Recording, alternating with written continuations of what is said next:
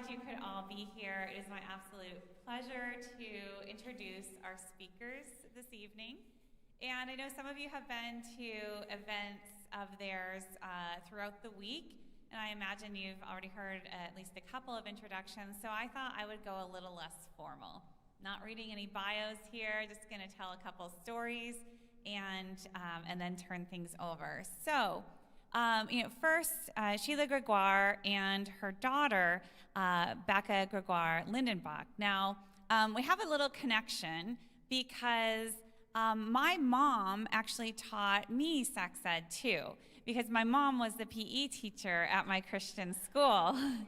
And as we all know, the PE teachers get to teach sex ed. So there I was in 5th grade, front row, desk, and my mom teaching sex ed.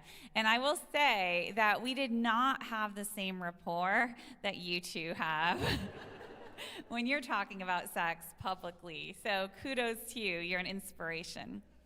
So I go back a few years, actually, with Sheila, and I first noticed Sheila's work on Twitter, I think, before I knew you personally and before I had read any of your books. And I have to admit I was a little skeptical at first because anytime you hear the words evangelical and sex in the same sentence, red flags, right? At least for me, because I'm a historian of evangelicalism and gender and sexuality, and I had read some of the historical materials around evangelicals and sex, and they are disturbing.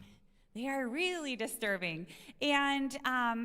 And so a little bit skeptical of this evangelical sex blogger and this team. And then if you look at Sheila's bio or her press photo, fuchsia jacket, blonde hair, very Barbie-esque thing. It was just like lots of red flags, right? And I can say that because I'm blonde too.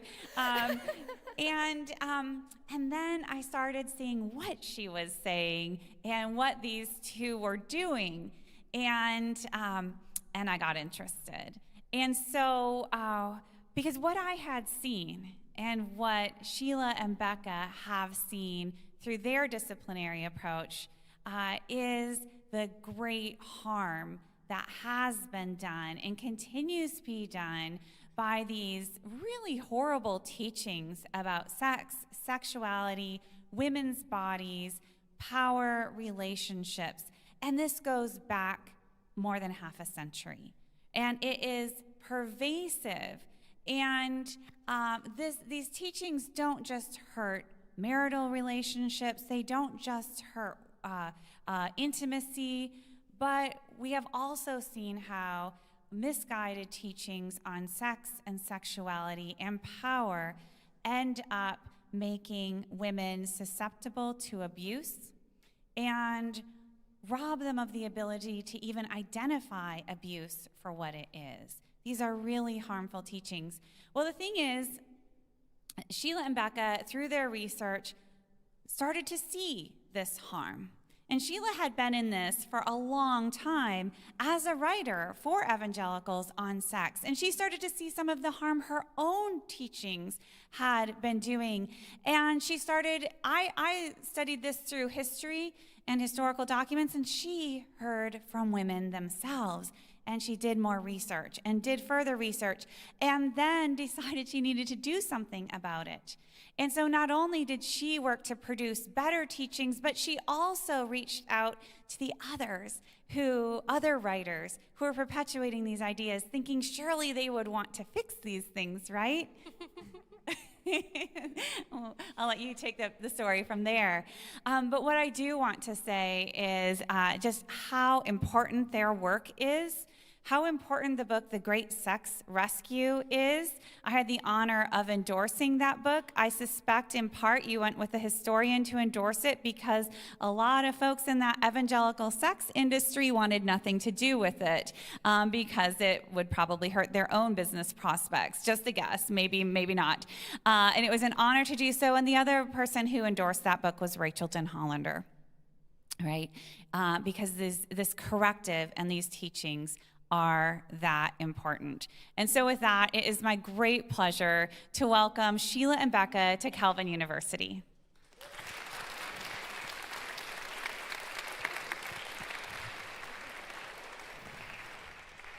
Thank you so much, Kristen. It is so fun to be here. We are from Canada, so we drove about 8 hours, which included the deer apocalypse along the 69. That was like scary. And we have had a lot of fun in the last few days. And now we want to share with you some of our findings about purity culture.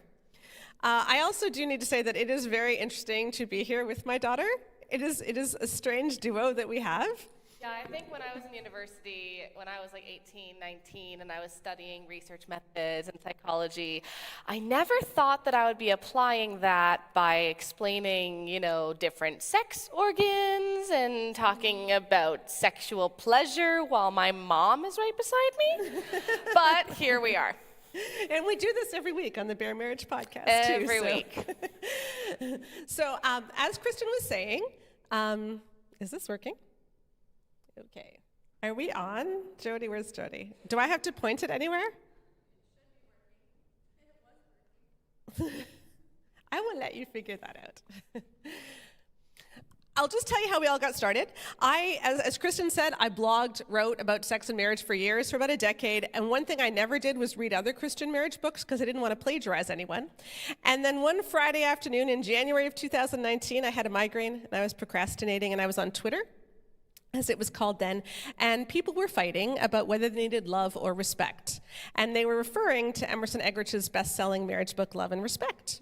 And I thought, well, I'm a woman, and I need respect. He says women need love. I thought, that's wrong. And then I thought, I have that book. It is in my bedroom, and I've never read it. This is a wonderful way to procrastinate. So I got the book, and being the sex person I am, I turned to the sex chapter, and I was horrified by what I read. And I called my team, which consisted of Rebecca, who did an undergrad in psychometrics and survey and research design, and Joanna Sawatsky, our third co-author, who has a master's in epidemiology and is a statistician. And the three of us decided that if nobody is listening to me, then we need to do the biggest research project that's ever been done of evangelical women so that we have data. And that's what we did for the Great Sex Rescue. We surveyed 20,000 predominantly evangelical women, asked them at least 130 questions. There were more if they had been married before. Asked about sexual satisfaction and marital satisfaction, and then we asked them, hey, did you ever believe this? Or were you ever taught it? And we were able to see which beliefs affected marital and sexual satisfaction. And we followed that up afterwards with the book She Deserves Better, where we surveyed another 7,000 women. Yeah, and for that one, we were really looking at the teenage experience, and we looked a lot more at not just marital and sexual satisfaction outcomes, but also outcomes for self-esteem as well, because these things, of course, impact not just married women, but single women too. So let's talk about fruit. This is our philosophy when it comes to Christian teachings. Watch out for false prophets. They come to you in sheep's clothing, but inwardly they are ferocious wolves. By their fruit you will recognize them. Do people pick grapes from thorn bushes or figs from thistles? Likewise, every good tree bears good fruit, but a bad tree bears bad fruit. A good tree cannot bear bad fruit, and a bad tree cannot bear good fruit. Every tree that does not bear good fruit is cut down and thrown into the fire. Thus, by their fruit, you will recognize them. Our philosophy with this research is that Jesus wasn't lying.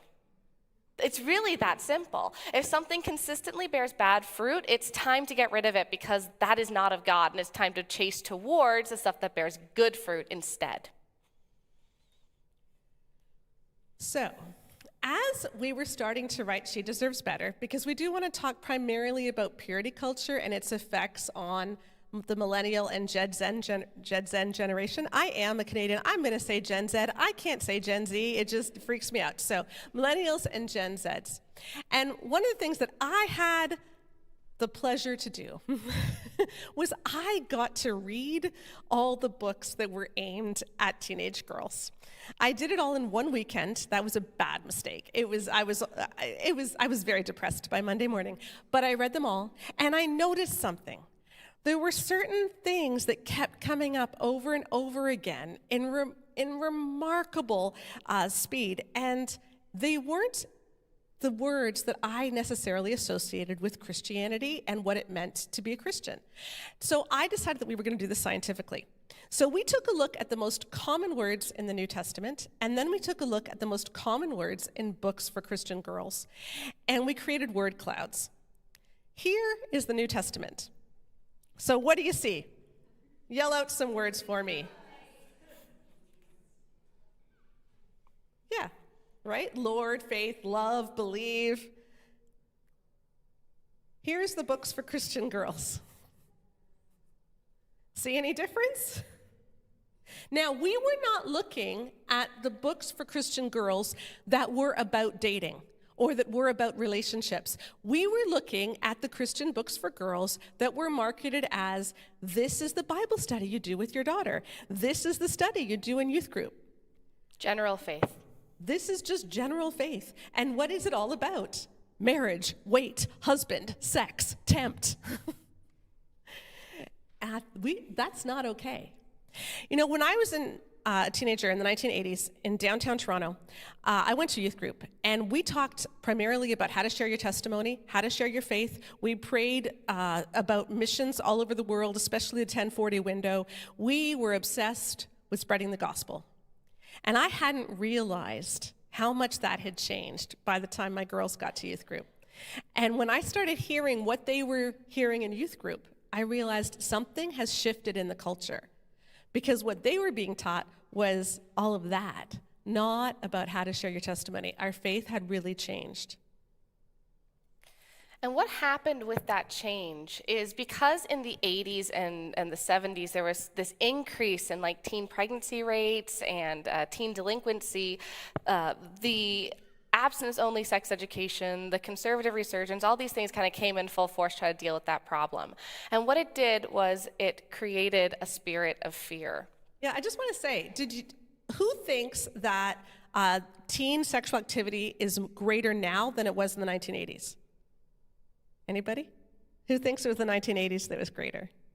Y'all have listened to our podcast, haven't you? And I don't think people realize that, but there was teenage pregnancy rates, teenage rates of sexual activity, drug use was higher in the 1980s than it is today. And so purity culture was largely a reaction against what was happening in the culture. People were seeing this, and they were freaking out, and so public schools were putting in comprehensive sex ed. Christians didn't like that, and so we all started homeschooling, and we instead of sex ed, we did abstinence only and told kids, don't do it.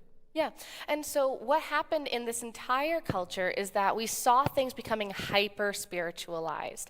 I used to read Brio magazine when I was growing up. It was a magazine put out by Focus on the Family. There was this amazing little excerpt in it about like cute fashion tips for teens, which is cute, innocent, right? But at the very end of it, there's this little sentence after telling you how fun you can have this summer. It says, and remember, every time you put together a good outfit, don't get proud, girl, because that was from God, not you. So make sure you know that when you do something, when you put together a cute outfit, thank your creator, not yourself. And I'm like, okay, technically speaking, yes, God is the one who gave us our creativity, all these things.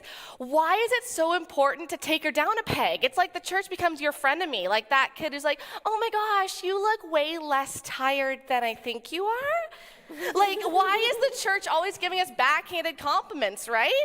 But the way that that all this fear-based religion kind of coalesced is that it taught a lot of us that our emotions are dangerous. You can't trust yourself. Don't you know that the heart is wicked and deceitful? And that's absolutely true and in the Bible, but there's also a lot of verses in the Bible about listening to your intuition and to the Spirit, and we ignore those ones and we just focus on don't trust yourself.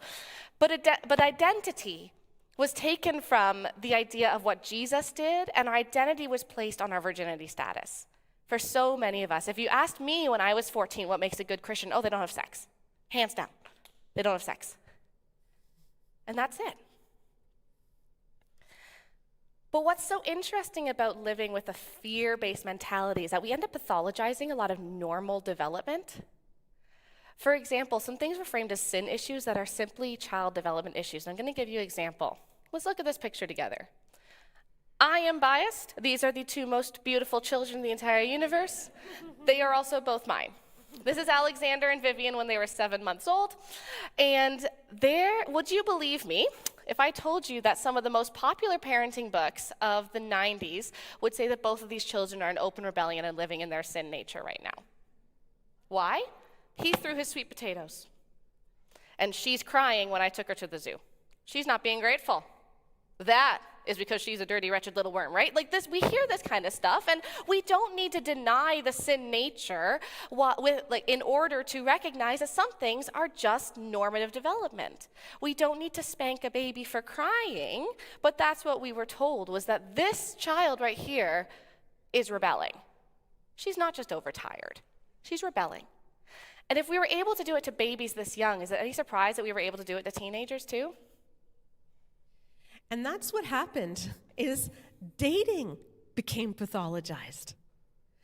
I don't know anybody when I was growing up in the 80s that thought dating was wrong. We all dated. I was in a small youth group. I went through everybody in that youth group. And that was normal. One of the things we measured in She Deserves Better is what happens when you tell teenagers that they aren't allowed to date. You are only allowed to court because the only purpose of dating is to get married. And that's what purity culture did. And that didn't lead necessarily to very good outcomes. There isn't a one-size-fits-all thing, by the way, that does lead to the best outcomes, because you can measure a whole bunch of different things. Let's say you want kids to wait for marriage to have sex. You want someone not to marry an abuser. You want them to be able to get married if they want to get married. You want them to have a good marriage once they are married. If you look at all the possible outcomes, there isn't a one-size-fits-all, but I'll tell you the one that's best is being allowed to date but choosing not to. And that's something that a parent can't control. So it's like the rules that people put in place during purity culture to try to control kids didn't end up working or giving the best outcomes. What it did end up doing was creating some really, really weird dating philosophies. We like to call the most popular one from my era Princess in the Tower dating. The philosophy is this: as long as I don't look for a man at all, and I stay home and I do my devotionals and I pray and I pray and I pray and I pray and I pray, God is going to bring a man to me. That might happen. You might fall in love with the pizza delivery boy. But a much better method of meeting someone is actually meeting someone. But this is what we mean about this hyper-spiritualizing of everything. We started to be so afraid that we weren't trusting God enough with our relationships, that we started doing ridiculous things like thinking, well, if I do another Susie Schellenberger devotional, then that will prove to God that I love him, and I'm not looking for someone, and so that means I trust God, which means he owes me. If I trust God 84 times, then he will owe me at least one boyfriend. And I had all these friends growing up who would just stay home and talk about how they wanted to find someone, and other boys they had crushes on, but no one actually talked to each other. And it was the most ridiculous situation. But we really did live books over boys. And then, of course, there was the pathologized idea of the visual nature, right? That boys have this visual nature that girls will never understand. Picture, there are some guys in the audience, so many of you will be able to relate to this, but you're 12, 13, 14 years old and hormones hit. And you're starting to notice that, oh my goodness, there are breasts and they are everywhere. And you get erections when you don't want them. You're looking at a bird and you get an erection. Like, it's just totally random. And this is just awful. But you are told that if you have sexual feelings towards a girl, you have sinned. Meanwhile, your hormones are causing you to notice all of this stuff, and you're like, what am I going to do? How do I not have sexual feelings? Because your body is doing that to you. That is normal sexual development. And so purity culture really caused a ton of shame among boys. We're going to talk about what it did to girls too, but I want to sit on this for a minute and look at the boys' perspective. I want to explain helplessness theory here. There was a study that was done that's really interesting where they took these dogs, they put them in a cage that looked like this, where half of it was called a shock grid floor, so the metal slats in the floor would have an electrical current go through them and zap the dog, didn't feel good. The other side was super safe, and there was this little hurdle in the middle, and what they found was half of the dogs, they had taught ahead of time that there was no escaping the shock. They'd put them in a metal cage that had no safe zone. No matter what they did, the dogs would still get shocked. So when they put half dogs who had been trained that the shock just happens and there's nothing you can do, and half dogs who had not been trained this way, when they put the shock grid floor, the dogs who had been taught there's no hope just lay down. They didn't even try. They just lay down. And in fact, it took the researchers, they tried anything to get these dogs to move, and it eventually took them having to pick the dogs up, physically move their legs over the hurdle to show them, hey, this floor is not being zapped, getting them over there, and then the dogs started to realize, oh, I can get free. The dogs that hadn't been zapped before, they were like, oh, don't like that. They're fine. So what this means is often if we are in a hopeless state where we've tried everything, because these dogs, it was a very cruel experiment. They put them in a little metal cage and they had been screaming and jumping and barking and trying to do spins and sitting and lying down and trying anything they could to get the zaps to stop, and it wouldn't. So what happens? They give up. What happens when we teach young boys that the fight against lust is too hard by giving them impossible standards to follow? What happens when we equate noticing that people have bodies with lust and sexual deviancy? Well, let us tell you. We followed up our survey of 20,000 women with a survey of 3,000 men for our book, The Good Guy's Guide to Great Sex. And we wanted to delve a little bit deeper on this idea of lust and the visual nature. So we asked men, hey, do you have a daily struggle with lust? And 75% of men said, yes, I do. Now, that's a lot. It's not 100% though. So already, that whole every man's battle thing has been disproven. It's not every, it's 75% say yes. However, half of them do not lust in any scenario that we gave. So we listed 5 different scenarios and with multiple different options, some of which would be considered lust and some of which would be considered noticing or just not even registering. And half of them did not show any signs of lust in any scenario we gave, and they don't have a problem with pornography today. So here's our question. Why do they think they lust? And as we did focus groups and as we talked to men, what became clear is that these guys weren't lusting, they were simply noticing that women existed. And they were equating that with lust, because if you find a woman attractive, then you must have already lusted. And so there's a lot of men who are feeling a lot of shame for something that is not their fault. Yeah, we've ended up in this bizarre culture when normal attraction is treated the same way as actual sexual deviancy, boundaries crossing, or coercive behavior. We create this all or nothing mentality around sex, attraction, and lust. And it ends up with something like this. Noticing that a girl in your class has breasts is the same as creating some erotic poetry site about her where you write violating poems about her. This is an actual example from someone's real life where these were kind of seen as relatively similar. It's bizarre, right? We all know that these are not the same thing. But that's what Every Man's Battle has pretty much taught young boys. This mentality made sexual sin solely about individual purity, not about its impact on others. Because if the girl doesn't matter in that scenario, if you're a young boy in youth group who's attracted to girls and you've been told that noticing her is the same as committing adultery, because that's the verse that's always thrown around, and then you're also someone who's writing really explicit materials about them and in a really inappropriate way, well, if it's just about your own sexual purity rather than how you're impacting others, why are those any different? And it leads to things like this.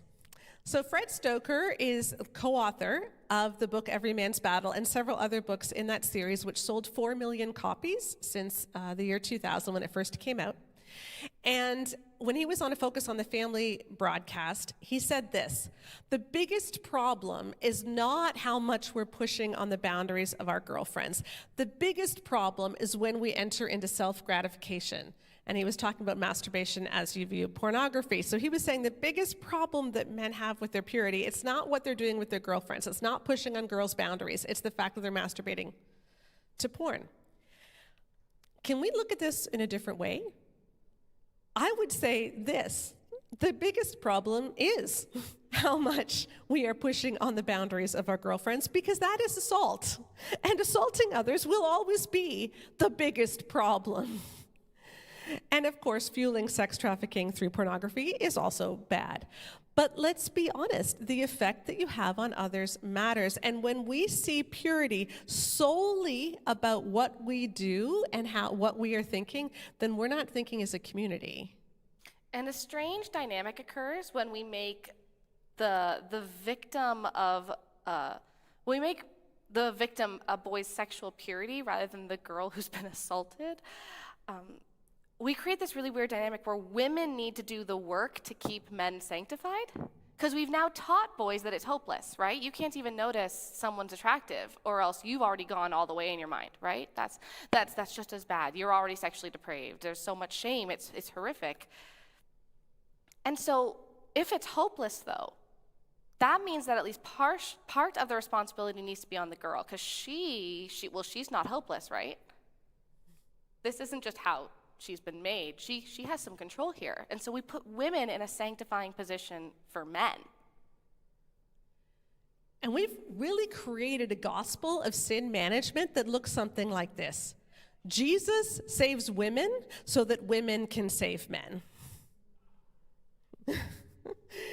And we see this in all kinds of ways. Let me give you one from Focus on the Family's Brio magazine.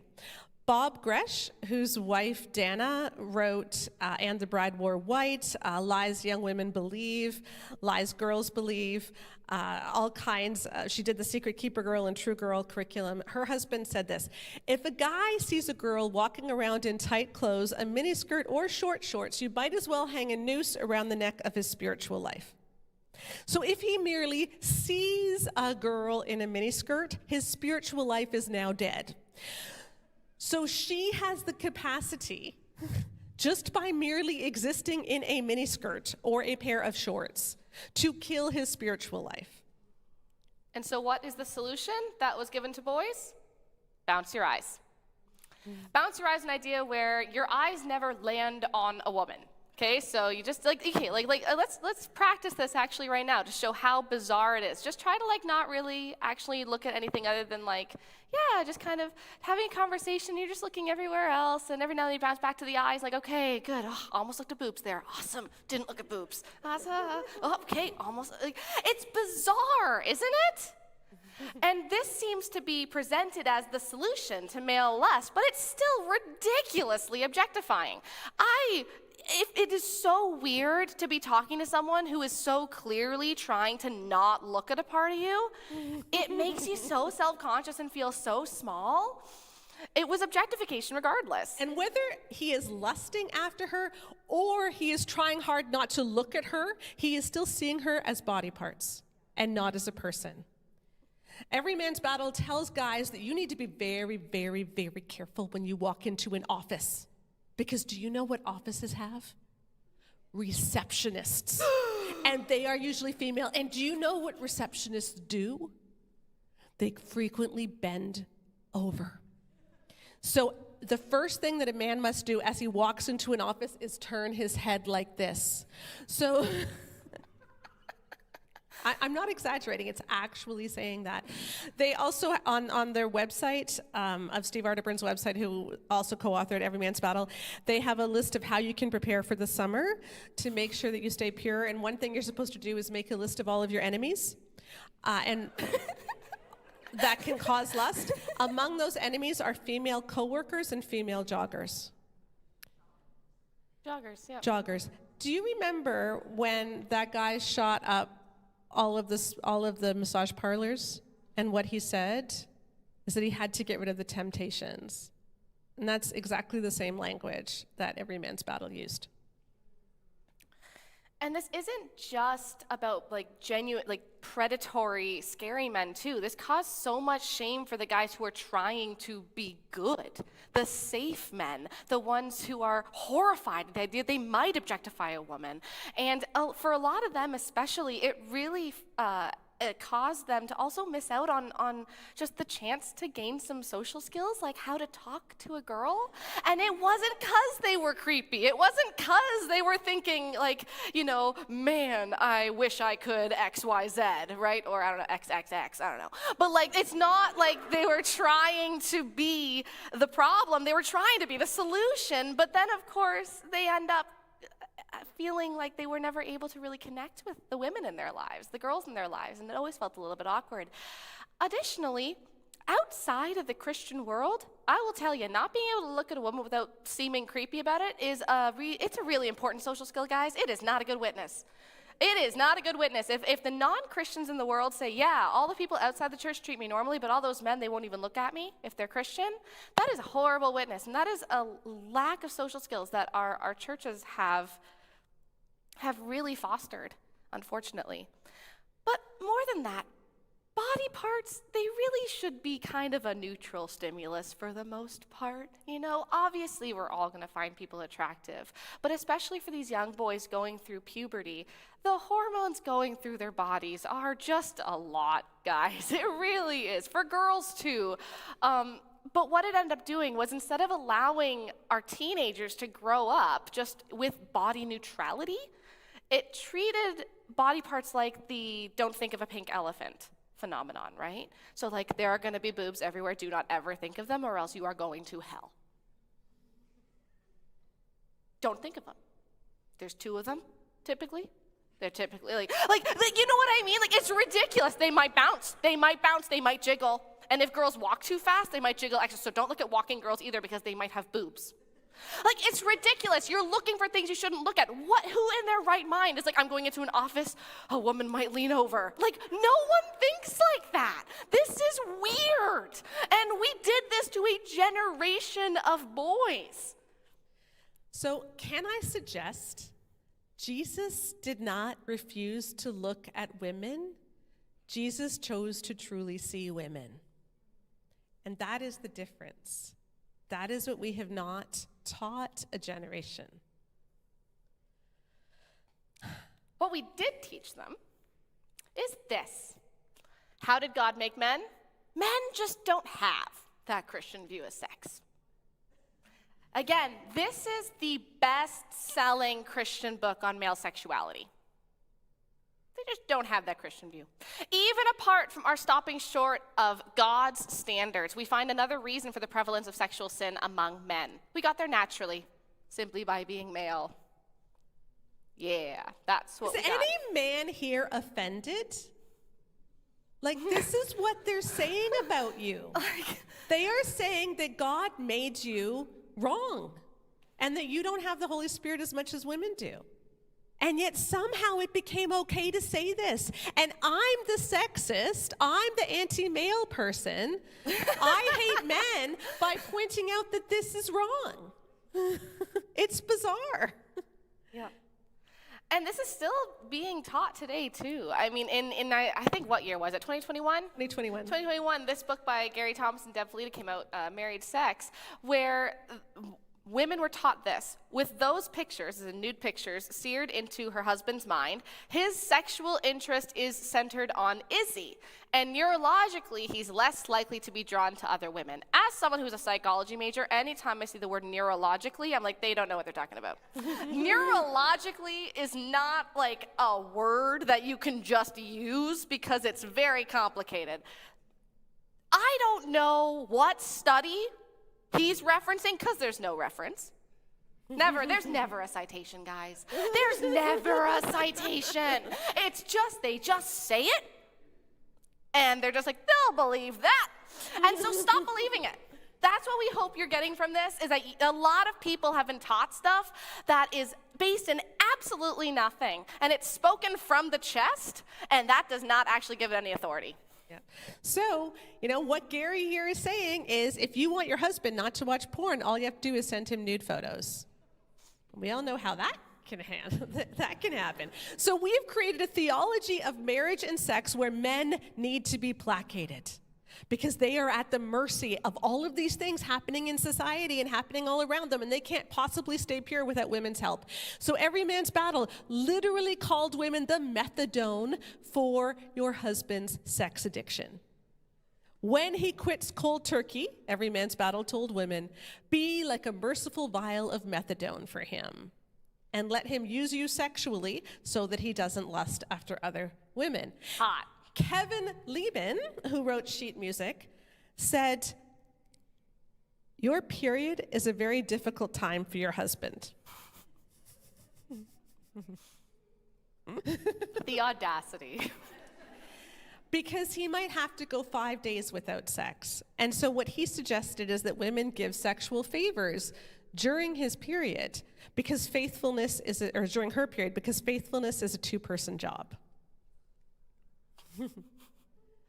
He also told women that in the postpartum phase, they should give sexual favors. So when they are sick, when they have a really heavy period, or after they've had a baby, when they can't have intercourse, then you can give him a sexual favor in another way. And he was much more explicit than that, when your husband is ready to climb the walls. And multiple bestsellers, when they're focusing on the postpartum period, so after she's had a baby, the advice is not, hey guys, your wife just pushed a human being out of her hoo-ha, and you need to be nice to her, and you need to let her lie down and bring her food and do the laundry and get up in the middle of the night so that she can sleep and recover and help her milk come in. No, it's that Intended for Pleasure told women he needs to ejaculate at the same frequency as before you got pregnant, and so make sure you are giving him sexual favors at the same rate even during the period of abstention.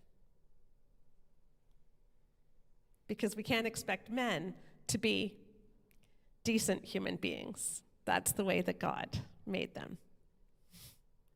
It's just completely ridiculous. So what happens when we deny the power of Christ in one area? Because that is what this is. It's also a complete falsehood. This talks about how it's every man's battle, and this is how men are. And within the church, this is not how many men are. It's just not. But what happens? What's the natural consequence of denying the power of Christ? Well, here's an example. In the book Love and Respect, a man cannot be expected not to leave wet towels on the bed. So Emerson says how he is always leaving wet towels on the bed. His wife would ask him, hey, can you not leave the wet towels on the bed? He got upset about this. She goes away for a week. She comes back. She says, did you miss me? And he's like, well, no, because I didn't have anyone nagging me. And she learned that it was disrespectful to tell her husband not to leave the wet towels on the bed. And so now I guess he just gets to keep doing it. Yeah, it was a really weird story. Additionally, the Gospel Coalition says that men cannot be expected to do risky things like praying and reading their Bible without their wives' respect and deference first. So all of you who are here at Calvin are apparently doing Avengers-level threat. Because I bet that you are praying and reading your Bible a bunch. And if you are a man and you're not married and you're at Calvin, like, whoo, Iron Man. Iron Man. Focus on the Family says things like changing toilet paper rolls and noticing a laundry basket is extraordinary in a husband. You do have to laugh or you cry, don't you? Like, you have to laugh or you cry. The bar for men is in hell. It really is. It really is. But then... And as Emerson Eggerichs says, he quotes a woman saying, thank you for helping me see how fragile the male ego can be. They just say the quiet part out loud so proudly. And because of the theology of male sexual hopelessness, a generation of boys was raised to use women instead of love them.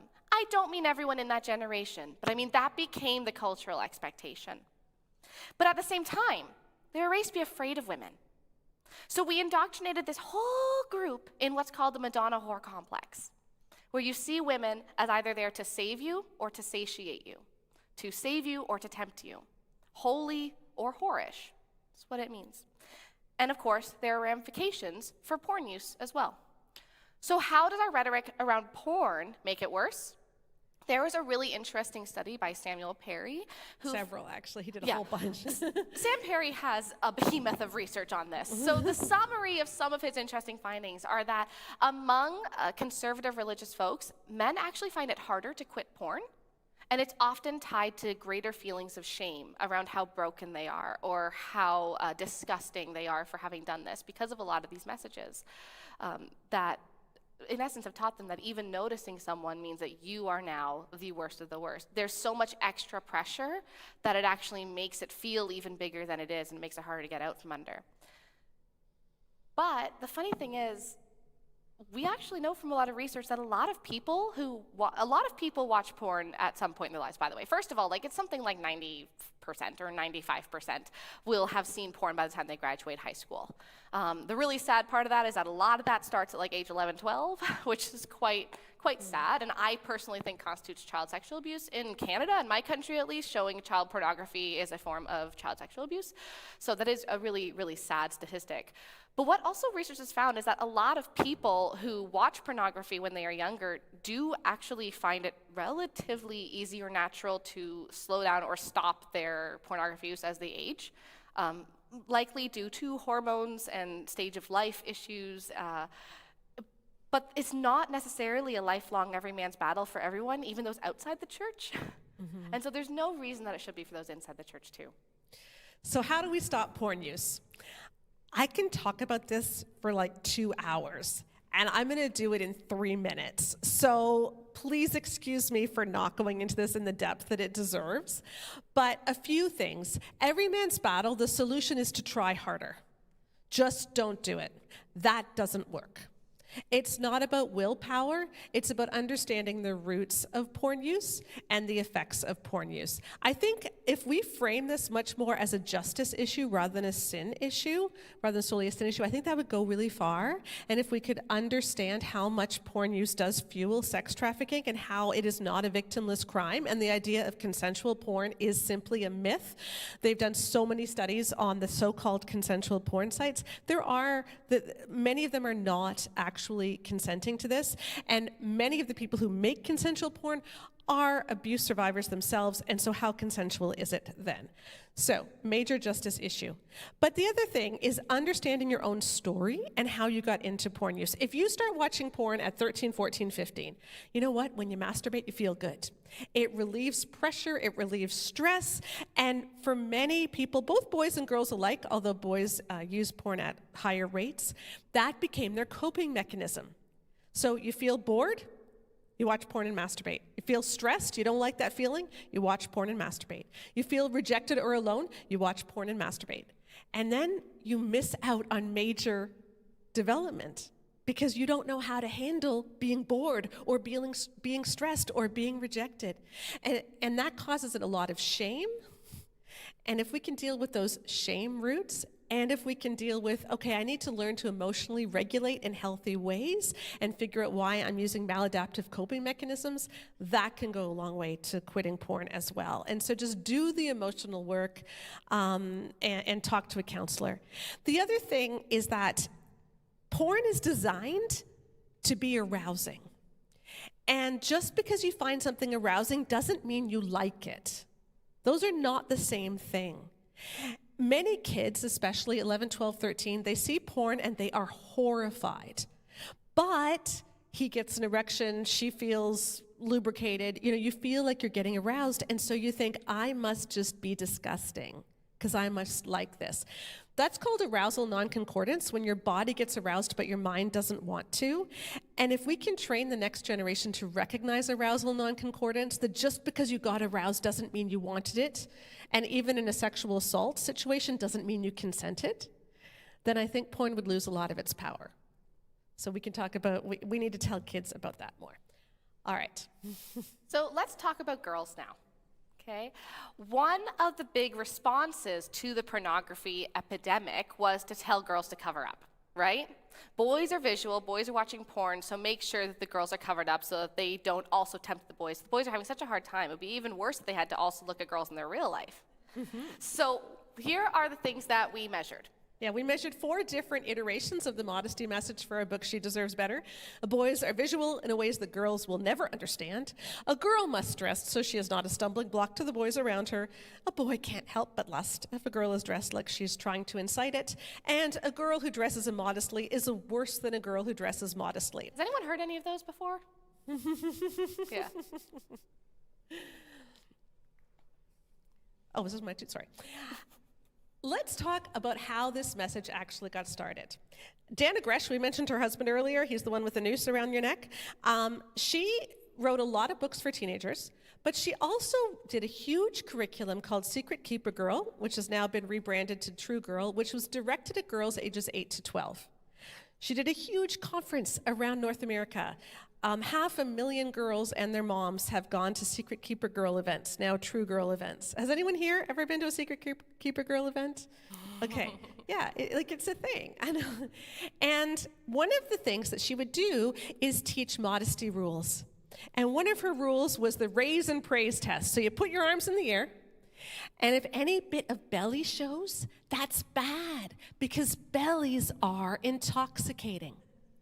And in the curriculum, it has moms walk through this with their girls. So what does it mean to be intoxicated? Well, it's kind of like when you're under dental anesthetic and you can't really control yourself, or when you're drunk and you can't control yourself. And God created girls' bodies and women's bodies to be intoxicating to one man, your husband. We're not supposed to intoxicate anybody else. So we have to keep those things just for our husbands. Can anyone think of a problem with teaching an 8-year-old that it's natural for grown men to find her belly intoxicating? Which means that he gets out of control. We told 8-year-old girls who look like that adult men can see her and get out of control, and it is her fault. And that was taught to 500,000 girls, and that curriculum was sold to millions, and nobody said anything. So we measured some effects of the message, boys can't help but lust after a girl who is dressed like she is trying to incite it. That's the intoxication message. And here's our results.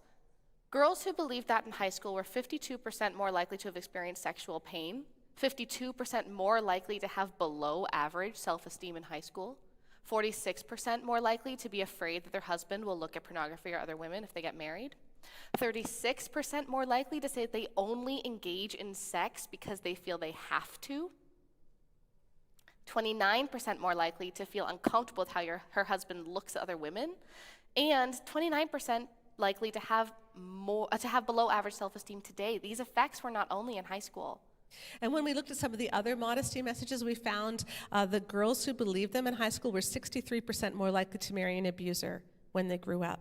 If you went to a church that taught the modesty message, girls were more likely to be sexually assaulted and harassed in that church than if they went to a church where they were not taught it. So if it's so bad, why did we teach this? And quite frankly, it boils down to the belief that we saw the male experience as the basis. It was the norm.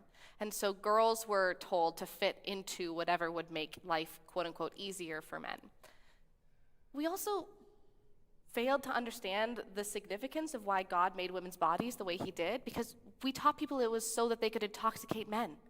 Our bodies are not designed for men. We just get to exist. But all this culminates in girls believing that we're broken. One of the modesty rules that Dana Gresh was really famous for was called the pinch and inch test. When I was 13 years old, I was reading Braille magazine, and I read an article by Dana with the pinch and inch test. And the rule was you take your jeans and you pinch. And if you can't easily pinch an inch of fabric, they're too tight. Well, I was a pear-shaped girl with very thick legs, and so I tried it, and I couldn't pinch an inch. And I tried all my other pants, and none of them worked except for my baggy pajama pants. So my tiny little 13-year-old brain, who's going through puberty, is already very confused about what's happening to my body. What do I think? I must be huge. I was tiny, guys. Like, it causes so much body dysmorphia. It causes feelings of brokenness.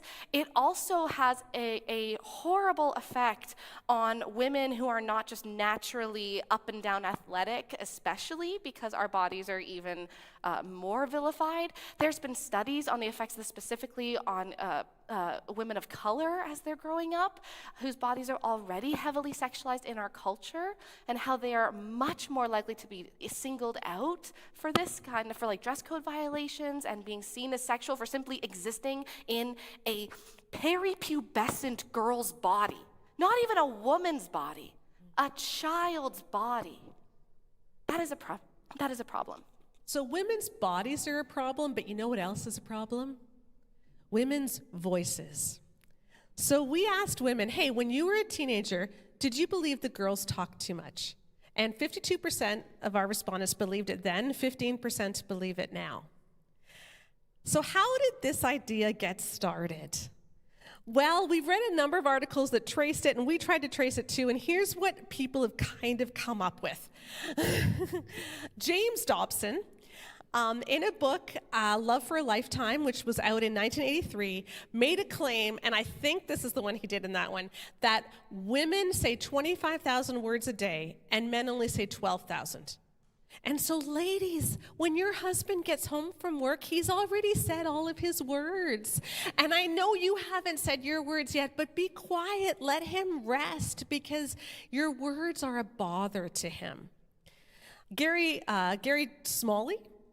Smalley later wrote a book where he said that women say 50,000 to men's 25,000. Luann Brizendine wrote a book where she said 12,000 to 7,000. It was always different numbers, and there was never a citation.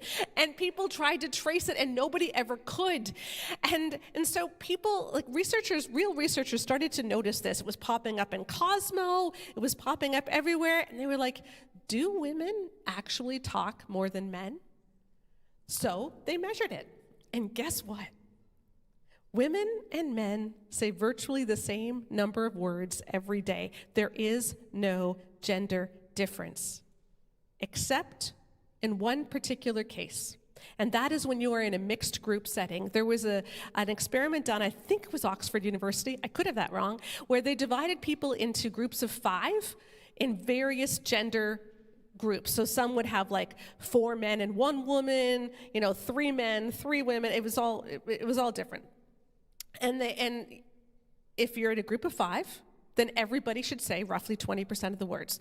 So they gave them all a task. They were supposed to decide the best way to divide up money in an economy, so what government's grants we should have, something like that. And what they found is that the only time that women said anywhere close to 20% of the words is when there were at least 4 women in the group.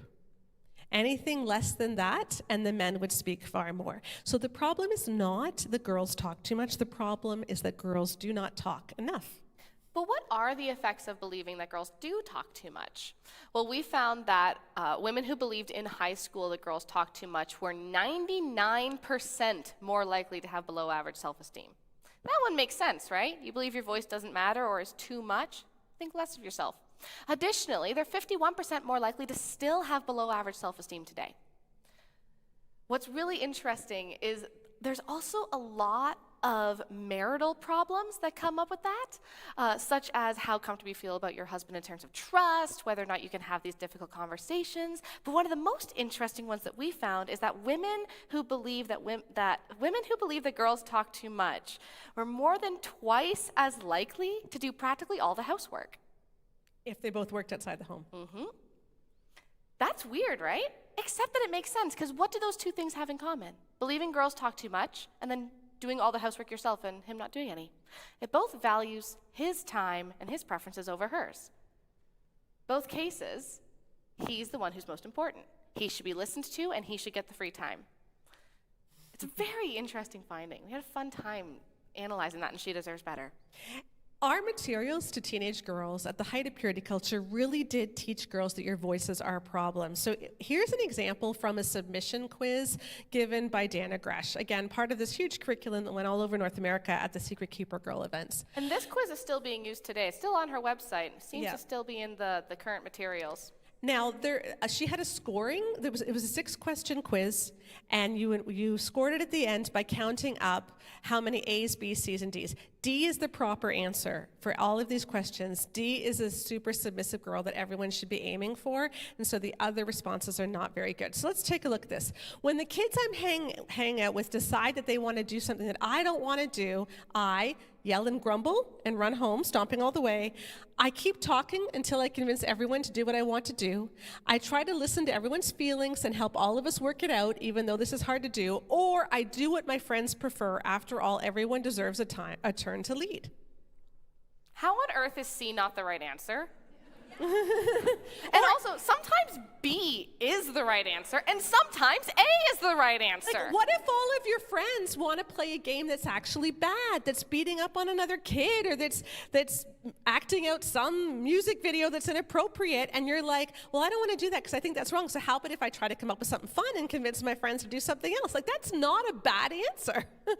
This is training girls to cave to peer pressure, right? Like, it's ridiculous. And D, I think D is kind of funny too, because everyone deserves a turn to lead except, I guess, her. You know? Here's another one from the same thing. Yeah, this one's also great. When I think someone has made a mistake, I, A, want to be the first to correct the person, and I do it as loudly as possible. Guess which one's me. B, I try to take over because I can do it better. That's you too. C, I watch for a good time to bring it up quietly. Or D, wait for adults or others in authority to make things right. Why is C worse than D? The best answer is to do nothing. You don't say anything, you wait for someone else to handle it. This is training girls to become perfect victims of grooming, first of all. And remember, this is to 8-year-olds. Do we really want to be teaching 8, 9, 10, 11, 12-year-old girls the best thing that you can do when you see someone doing something wrong, see someone making a mistake, is to do absolutely nothing? But this all bleeds into the rest of your life. And that's what's so sad about this. Both men and women missed out on important social skill development, whether it was learning to use your voice, learning to just be able to enjoy good, intimate relationships with the opposite sex without fear and trembling. Both carry so much shame over ways that our bodies were simply designed. And both are primed to make bad decisions, not only about who to marry, but also how to treat each other. And it really affects how we see the opposite sex in terms of our relationships. And this is the part that, as researchers, made us the saddest. Shanti Felden, in her book For Young Women Only, shares some of her survey findings. And I'm about to tell you a stat that I do not believe is a real stat. The question that she used to come up with this stat was a ridiculous question, and the answers given were also ridiculous. But what she taught teen girls was that 82% of boys feel little ability or little responsibility to stop in a make-out situation. And her conclusion was, if you want to stop, it is safest to not even start. This is the fruit of teaching that boys can't control themselves, that they are going to lust no matter what, whereas girls are super able to control ourselves because we don't have a sex drive. Oh, gosh, no. And so we need to be the gatekeepers, and we need to shut everything down. And because we are responsible for how he acts, then what happens if we go too far? Because that's what it is, right? We're just going too far because we should have known better. And this book, this stat, we know in our focus groups, we talked to so many women who said they did not realize they had been date raped because they had been taught that you should have stopped it. What were you thinking? You started kissing, and he can't stop. What were you wearing? You excited him, and he can't stop. Let's be clear, 100% of boys have the ability to stop. And 100% of boys have the responsibility to stop if she asks them to. And 100% of girls do as well. This is not something which is up for debate. But girlhood and the innocence of girlhood was sacrificed so that men didn't have to stop being sexually deviant. because there really is no other way to describe it. So many of us, myself included, were still children when we were told by adult women in the congregation to be careful what we were watching because their husbands might look up our skirts or might try to sneak a peek. It was unacceptable. In Ecclesiastes 3, there's that famous passage about there is a time to mourn and a time to dance, right? There's a time to weep. And I love this particular verse especially. There is a time to scatter stones, and there's a time to gather stones together. What we do at Bear Marriage is we scatter stones. We've been scattering stones for a number of years. We've been trying to break down all of the crap that has been taught in the evangelical church that has done great harm. We're trying to knock it all down so that it doesn't stand anymore. But now it's going to be time to start gathering those stones together and build something new. My generation, Gen X, really failed millennials and Gen Zs. We taught all this stuff. And when we saw other people saying ridiculous things, we didn't speak up. We just thought, well, I guess that's the way it is, and we didn't use critical thinking. And neither did the boomers. And it is millennials and Gen Z who are paying the price for that. And in our survey for She Deserves Better, we saw such tremendous difference in the generations, where millennials did not understand consent the way Gen X did. They didn't have the sex ed that Gen X did. They were getting into far more dangerous relationships than Gen X women did because they were taught this crap. And I wish we hadn't done that to you, but we did. And so for the students here, my challenge to you today is, please, what are you going to do now to gather those stones together? Because that is on your generation. And we missed the boat. And so we are now hoping desperately that your generation will pick it up and will build something beautiful where women's voices matter, where men are not put down and assumed to be mere animals, but where the image of God in men is honored, and where the image of God in women is honored, and where we can live together in healthy community. And so we will continue to scatter stones, but we pray that there are a group of people coming after us who will begin to gather stones together and build something wonderful, because I believe that God is doing something amazing in the church. He is not done, but I think the work is going to fall on you. And so we are very much looking forward to seeing what he does with that. Thank you.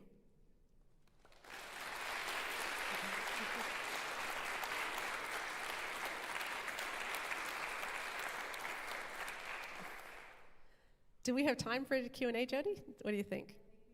Okay, so if anyone needs to leave, of course you can, but we would love to answer questions. So if anyone has any questions about anything, doesn't matter. Yes, do you want to, is this on? There's a microphone up front if you want to use the one up front, and if you would rather just raise your hand, I can bring you this one. Just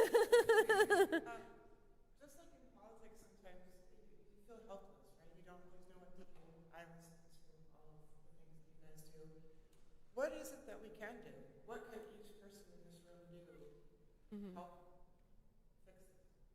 I think it's about creating a new normal in individual social groups is important. These books got big because of word of mouth. We can also be the antidote to that by spreading other things by word of mouth. Similar to how there's a lot of movements to change locker room talk and speak up when you hear someone saying something misogynistic or gross, that applies here too. I think if we stop giving benefit of the doubt, they say they're Christian, so it must be healthy, and we start actually holding everyone to the same standard and asking for evidence. Again, the number of things we read you guys today where there's no citation. Ask for citations, please. If we just ask for citations, I think 75% of this will be figured out, because goodness gracious. Yeah, I want to say too, Every Man's Battle was written by Steve Arterburn and Fred Stoker. okay? Neither of those men have any credentials in writing about sex addiction except for one. And you want to know what it is? They were both sex addicts, okay? They do not have psychology degrees. They do not have sociology degrees. They do not have counseling degrees. They have not done research. And do you know how many footnotes that book had? 0. They did not cite any single source. And that's, I think, one of the big problems in evangelicalism in the self-help realm is that our books are written not by people who are qualified in their particular area of expertise, but instead they primarily are written by pastors, okay? Often very beloved pastors, but just because you know Romans and you're able to enter into a debate as to whether or not Paul wrote 1st and 2nd Timothy does not mean that you know anything about sex and marriage dynamics.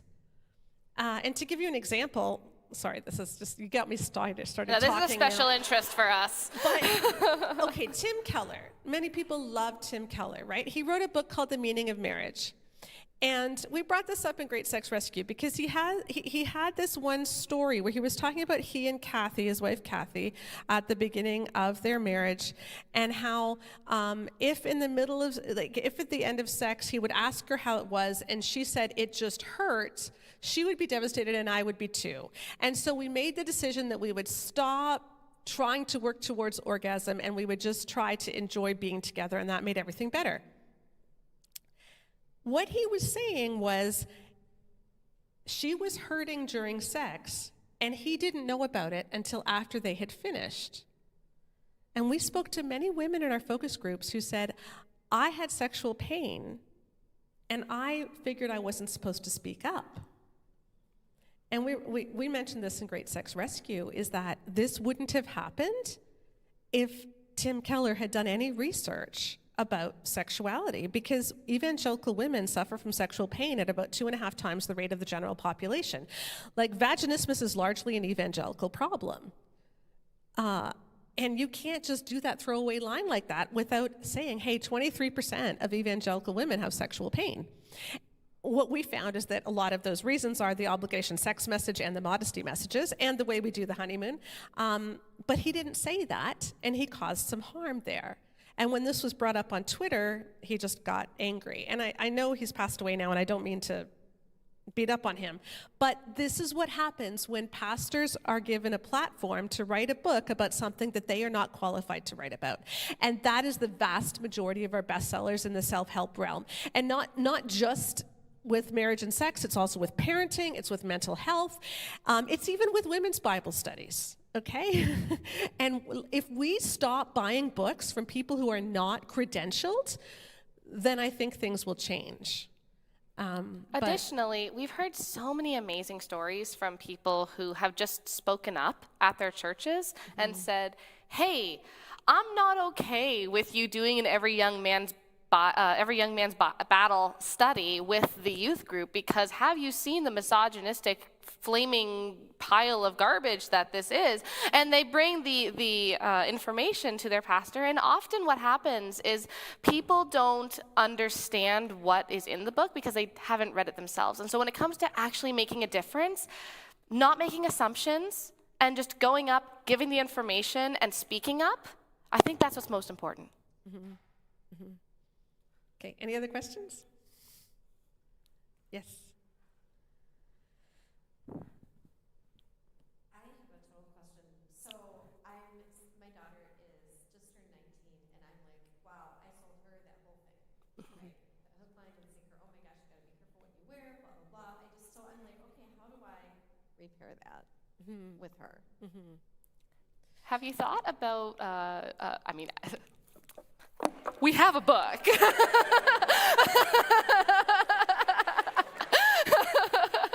In all seriousness, in our Patreon group, we've had quite a few people who have talked about how they've actually talked through She Deserves Better with their parent, who talk with them, and we speak to a lot of people who are in your child's position, where just talking honestly with their mom, and their mom saying, gosh, honey, I am so sorry. I just didn't know any better. And I really hope that you didn't have any negative outcomes from this. But also, let's make this better together. That is so healing. Whenever we're hurt, even if it's accidentally, we even teach our 4-year-olds this, right? You just gotta say sorry. But I also do want to say our study did not find that it's a hopeless situation forever.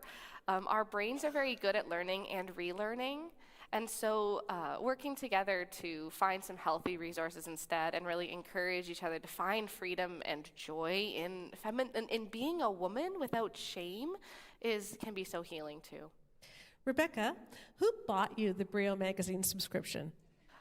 To be fair, I begged for it for a year. What book did I give you when you were 13? Oh, I think that was I Kissed Dating Goodbye. Now, we never did the purity ring. No. Never did the we purity never ring, did the but purity ring. everything else. Yeah, I think a lot of us are just trying our best. Yeah. You know, we were, and in my experience, I believe what adult children want more than anything else is just for their parents to acknowledge when things might not have been the best. And they know you can't fix it now, but just that acknowledgement invites us to have a more open conversation and open relationship. So, yeah.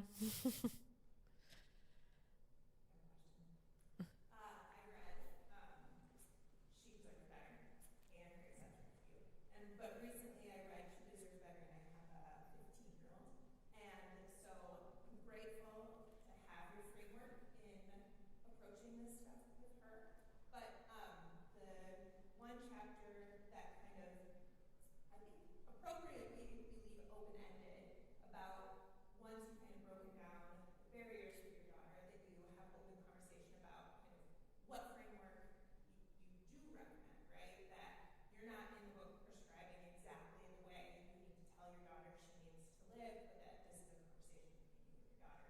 And I think for those of us who are raised in the church with like prescriptive methods for achieving perfect marriage, that feels kind of daunting. So I both want to acknowledge that, but then also ask if you have encountered authors or researchers in addition to yourselves that you recommend for that conversation, the one that we're building together, right? Like I'm good about saying, don't rely on this framework, but like what resources do we use to build what sexual ethic they should adhere to? Because I know what not to, but like here's something great and healthy that I highly recommend. I don't know that there is anything like that I would what I think it's hard to give a recommendation to without then also saying a new prescription. I think that I'm sorry, my mic is bouncing so much. I think that is part of the complication here. I think when a lot of these things went wrong because there was so much fear that if you make one wrong move, the rest of your life is ruined forever. And I will sound like a broken record and constantly recommend just focusing on data. Because there's two sides to our decisions. There's conviction and then there's evidence, right? So a lot of us can have convictions with no evidence. And those often are very stressful. And for me, as someone with anxiety, they are typically anxiety self-soothing devices where it's like, okay, and if I make sure that I do this properly, then I'll know that I won't get an F on the test, which will mean that I won't die alone. And so like there's a lot of that's the conviction without evidence, right? But especially when it comes to sexuality, when you're raised in these areas, there's a lot of fear, and equipping kids with knowledge, we also know from evidence, from research, increases actually choices to not have sex. It increases girls' ability, especially, to spot problematic partners and coercion. It empowers them to make their own decisions sexually, which again does include not having sex that they don't want to have. So I would say that there's definitely a level where it is hard to figure out what the new rule is, because it used to be don't touch, don't look at each other, stay in your bedroom until your daddy finds you a boy. That doesn't really work. So but when it comes to figuring out the next steps, a lot of it can start with the education. And as you're doing the education, you can start having those conversations and even wrestle it out together. Because one of the problems with prescriptive sexual rules is also that you don't teach kids how to really think about it. It just becomes a list of rules to follow. What happens when you break a rule? Oof, broke it, it's all done. But that's not what we want. We want kids to be able to think logically and critically about this, right? So why don't we model it to them? Why don't we give the education and say, hey, what do you think about that? Why do you think the kids would do that when they're 14 years old? Do you think that's a smart thing? What do you think would be the Christian response to this? Why do you think that? You can talk about these things together. There might even be things that you're thinking, I don't know what I think about that right now. Here's where I'm confused. Here's where I'm hesitant. Here's where I can see this perspective. And you are also allowed as a parent to say, I don't know what I believe right now about this, so I'd like to err on the side of caution. Kids thrive with honesty, especially teenagers. The teenage years are when we are learning how to be grown-ups, and we're learning how to use our brains to stop ourselves from doing stupid things, while the risks are still relatively low because we're still kids. We don't have people relying on us in the same way. And modeling that decision-making tree is so helpful. I know you guys did that with us quite a bit accidentally, simply because we talked all the time, which is surprising to no one. But I know that was a benefit. I got to think through the idea of like, oh, do I want to just like kind of make out with anyone? Is it my earring? Oh, let's just take it out. Ow. Thank you. Yay. But that was a big one. Like even questions like, do I want to just kind of make out with anyone and then deal with the emotional and friend drama afterwards, right? So there's a lot of these questions that you can talk about with your kids. Yeah, I think one of the issues too is it is okay to prefer that your daughter or son or whoever, waits for marriage for sex. It's okay to think that that is what God wants too. What's not okay is to tell your daughter that her worth is different if she doesn't. That's the big thing. But it's fine to say to your kid, you know what, I would really like this for you. The other problem that purity culture had is that it gave the same message no matter where you were in life. So it was giving the same message to an 11-year-old as it did to a 15-year-old, to an 18-year-old, to a 28-year-old. And when I took Rebecca, when you were 10, we went and we did the Passport to Purity from Family Life. So you had to listen to these CDs, and they told you what your period was and what sex was. And she has nightmares of Dennis Rainey's voice. The woman lies on her back as the man yeah, it was. It was so bad. It was so bad. I didn't preview it, but there were seven different things you were supposed to do. So you were supposed to listen to these CDs that taught you about your period, reproduction, and sex.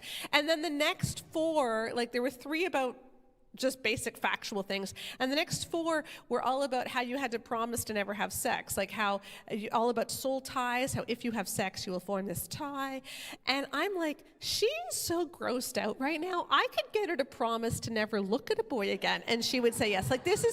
It's totally inappropriate to talk about that at the same time because that's not where she is. And so we gave... I had to be reassured that it's gonna be okay. Someday you'll want this. That's what I needed. I didn't need don't do it. It's No.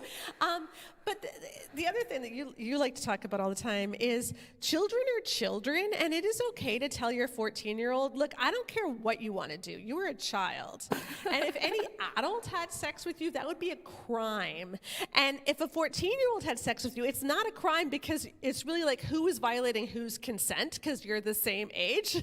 But you're still a child. And so let's be a child. And there are things that our society says children don't do.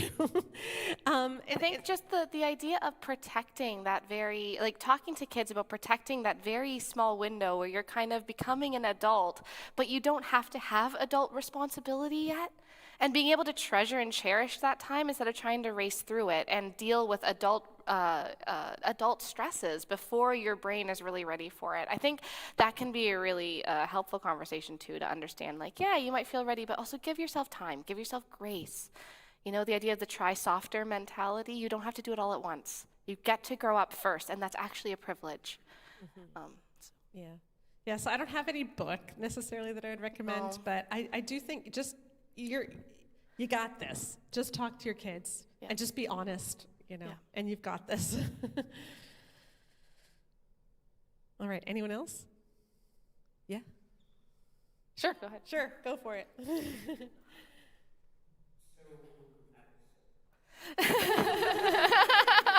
Yeah, just be loud. So I read chapter 8 of not this one, the other one, 2 days ago, and I was like, oh, this was fun. What's chapter? That's becoming more than roommates. Okay. About what? Oh, the methadone? Oh, that's chapter 6. Yes, uh-huh. Yeah. Anyway, I'm just curious how Every Man's Battle, a book I had never heard about before, got popular. That is honestly what we're wondering Kristen, too. like, do you know? Yeah, well, that's the question like, this is what haunts me at night. Like, this is what keeps me awake, is how did nobody see this? I mean, I think with many of these things, a lot of them was focused on the family, jumped on it, and heavily promoted it. That certainly was what happened with Love and Respect, but they had all these authors on, they promoted it, they had a big radio show, they get involved with Promise Keepers, and it just balloons. I have a theory too. Mine is not nearly as generous. My theory is that there is a certain level of just brazen audacity that if you walk into a room and just say stuff with that level of the extreme nature of their book and just how brazen they were with it, I think there's a level of human psychology when we're met with something that is shocking, it kind of puts us into fight or flight, and I actually wonder if a lot of this is just kind of a freeze response. And we're like, oh, we're talking about like masturbating in parking lots to women in a gym? What? Okay. We gotta quote that. I can't say anything about that. Like, what is the quote? Yeah, no, they do this weird thing. Like maybe you've, walked behind a woman to look at her butt. Maybe you've like opened the door to seem chivalrous, but really you're just trying to look at her as you walk through. Maybe you've been like in a grocery store parking lot masturbating while you watch moms put their kids in their car seat. Like one of these things is not like the other. Like, hold a whole second. And I do wonder if there's a level of shock value where, like, men were like, am I not sexual? Am I not sex enough? Do I not sex hard enough? I can't say that I don't do this because then I wouldn't be man. Like, I honestly wonder if there's a panic response. Yeah, and there was also, remember that evangelical men don't get to brag about how many women they've had sex with because you're not supposed to have sex. And so instead, you can prove your manhood by bragging about how much you lust and how much you struggle with porn. Because if I lust and struggle with porn, then I am therefore a man. And it is in every young man's battle, which was written to teenage boys, like young teen boys, both Fred and Steve talk so much about all the women they have had sex with and all of the porn they have watched. Fred describes in great detail all the non-consensual porn that he watched and enjoyed. And it sounds like they are bragging. To 13-year-olds. And so how did this get popular? I think for a lot of men, it became really cool to struggle with lust because it was a way of saying, hey, I'm a man. I also think, remember, this was mostly popularized by Boomer and Gen X. Sorry to throw you under the bus again. That's okay. But by Boomer and Gen X, and the culture of manhood was quite, ask Kristen. There was quite a culture of manhood that was very in this bravado, this John Wayne-esque style of masculinity where you conquest, you take, you do unto people versus, live in intimate community.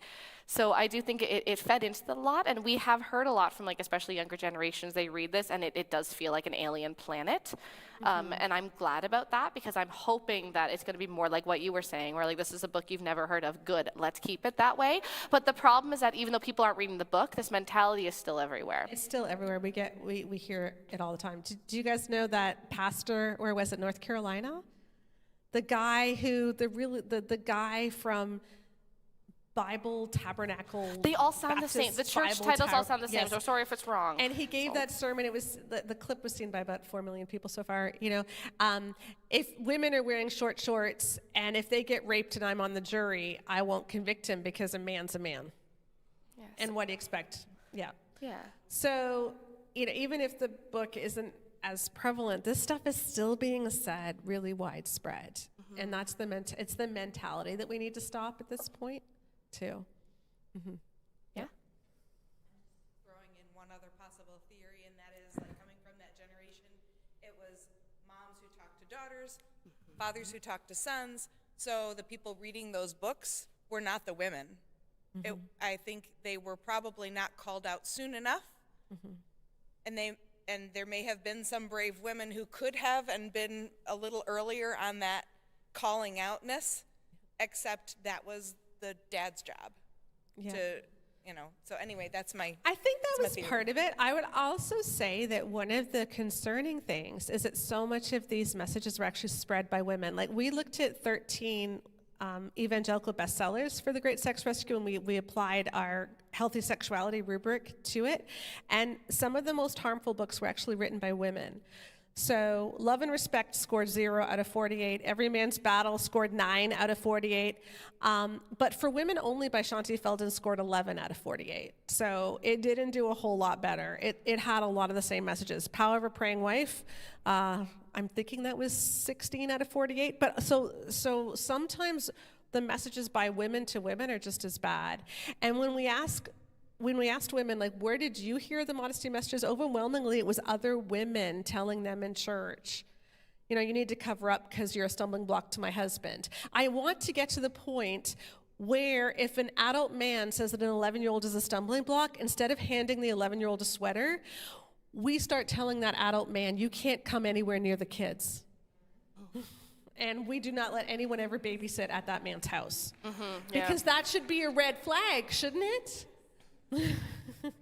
Other interesting thing, sorry, when you get me talking, I just keep talking, but when we looked at, in She Deserves Better, at the adult women who still believed the modesty message, because most of our survey takers had deconstructed those messages, but the adult women who still believed the modesty messages were far more likely to be in abusive marriages, to be in marriages to men who watched porn, to be in worse marriages. And so when I hear women spreading that message, I kind of assume that they're in a bad place. So, I think when a woman says this, it's like, well, if you think that 11-year-old girl is a stumbling block, what is your husband doing? Like, are you okay? Like, do we need to help you as well? And so that's what I would say. Next time a woman says to you, look at what she's wearing, I would say, it's not actually normal to look at children like that. Can we talk about this? Are you in a safe place? And let's start turning that conversation around. We have time for one or two more questions. So We'll do this one here, and then you're last. Yep.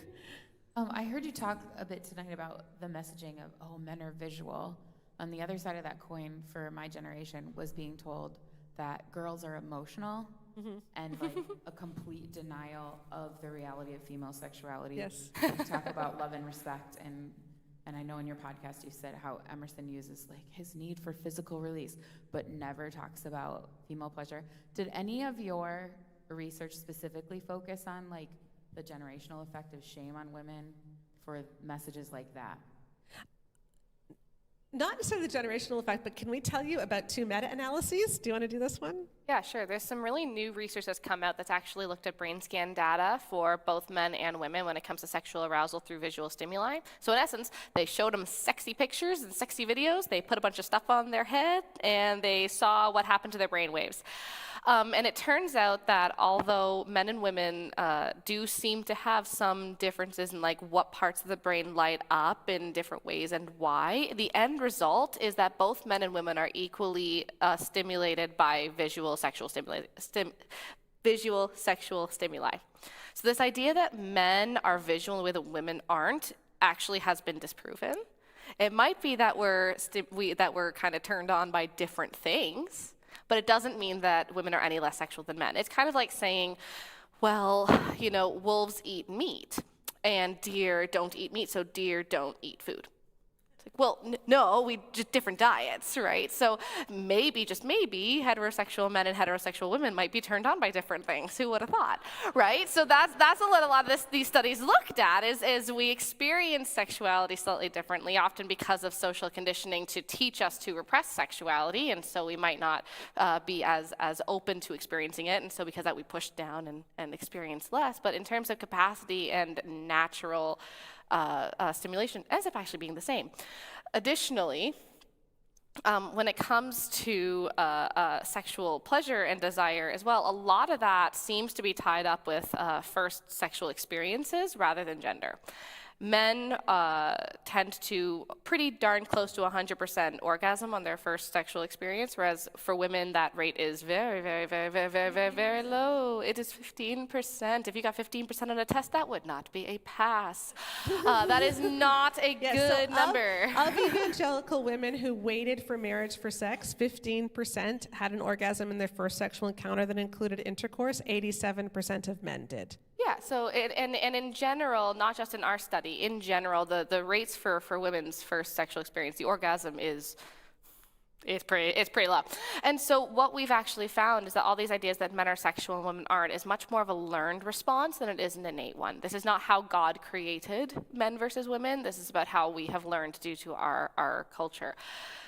We didn't look at generational because we couldn't connect, like if we had a mother and a daughter taking our survey, we couldn't connect those two because we wanted to, frankly, our survey was already so big, we couldn't do anything else with it. But that would be a really great one that I now want to do as a focus group study. So.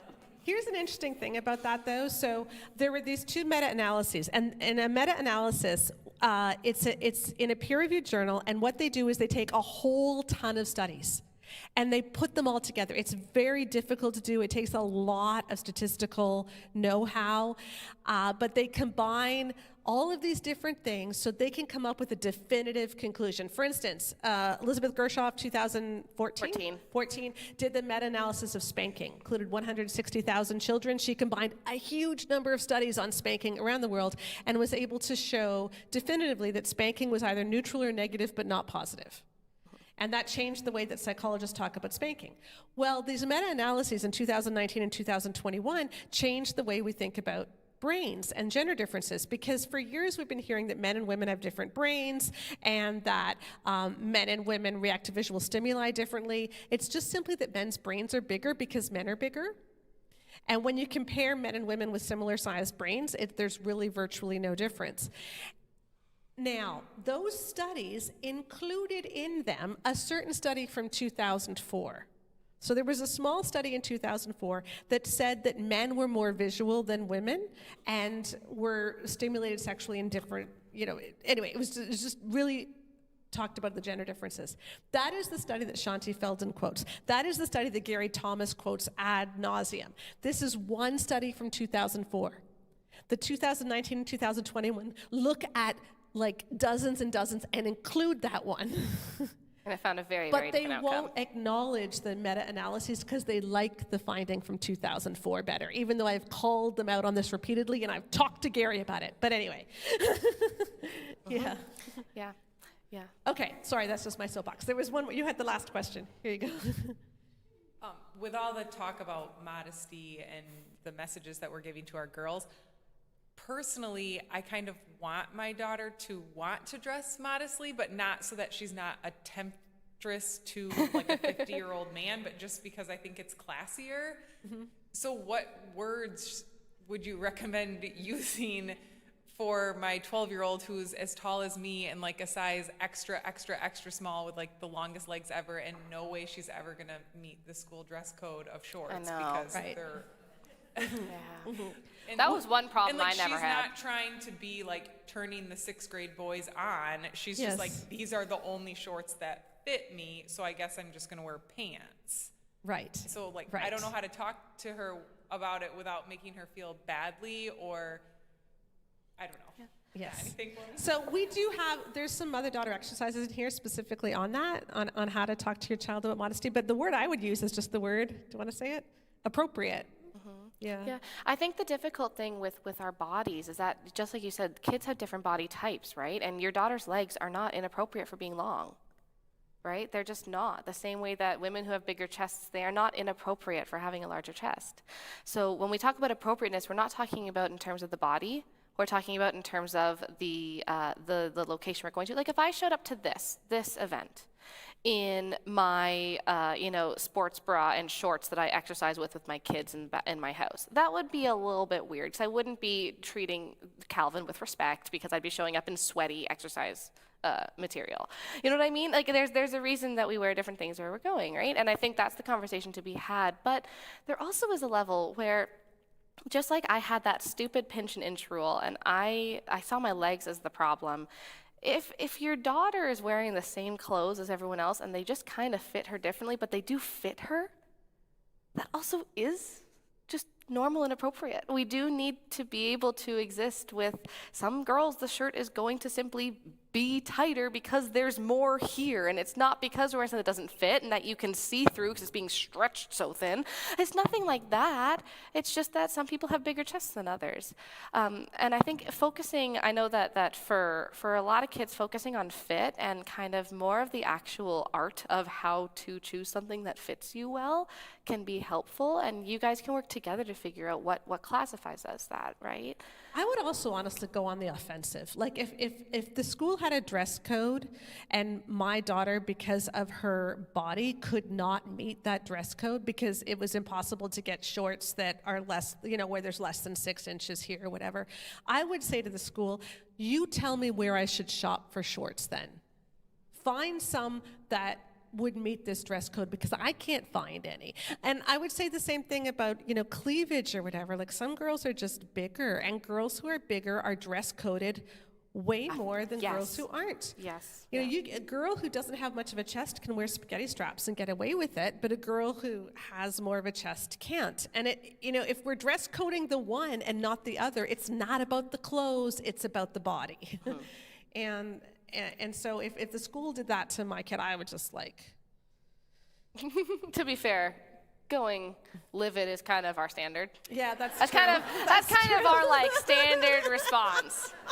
But all I know is that someone who was raised by a mother who meant very, very well, but who I'm going to throw you on the bus a little bit, but who had me cover up quite a bit more than some of my friends when we were dressing up and stuff. There was a lot of weirdness where I couldn't really accept that my body was curvier than my friends. It also didn't help that a lot of my friends growing up, I had a weird number of friends who had massive thyroid issues, which meant that they could not gain weight and they were very, very up and down. Statistically unlikely number of friends in that situation. But it didn't help. But I know that was something that really did strike me, and something that you did a lot better with my sister was also being able to encourage us. And you did well with me by the time I was 16. It's just by then. Yeah, we ditched it all. Yeah, exactly. It was encouraging us to find things that fit us. Not what fit other girls our age necessarily, but fit our age. Absolutely, age appropriate matters. And it's okay to say, hey, you're 12, you do not need to dress like you're 24. But who fit us, right? So everyone else might be wearing this, but my body, I feel better when I'm wearing this kind of stuff. That's why now I wear a lot of long skirts, because I chase kids around, and short skirts do not work anymore. But I think those conversations too can be quite good, especially for kids that are going through puberty, is listen to yourself. What makes you feel comfortable? What can you walk around and run around without having to tug and pull back up or pull back down or anything? How can you feel comfortable in your body so that you aren't limited by your clothing? So how can you kind of just have fun expressing who you are as your body's going through all this weird stuff and you're getting hair and odor and acne and you're bleeding, and it can be a really healing thing, I think, for a lot of girls going through puberty too, if as they're doing that you can just encourage them to not, I agree with you, not act like a 19, 20-year-old when you're 12 years old, but say, what are you like? Not how can you fit into this mold of this box, but what are you like? And I think focusing on the not being limited by your wardrobe, because it is really annoying to put together one outfit you think is really cute and then have to stand like this the whole time. You're like, yeah, that'll be fun. Okay. Wearing clothes that fit helps. All right. Well, thank you very much. Anything else to Thank you for coming.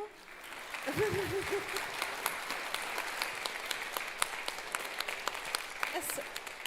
We will be back there if anyone wants any books, or if you brought any books and you want me to sign them, we will be back there. Yeah, or just come chat. Yeah.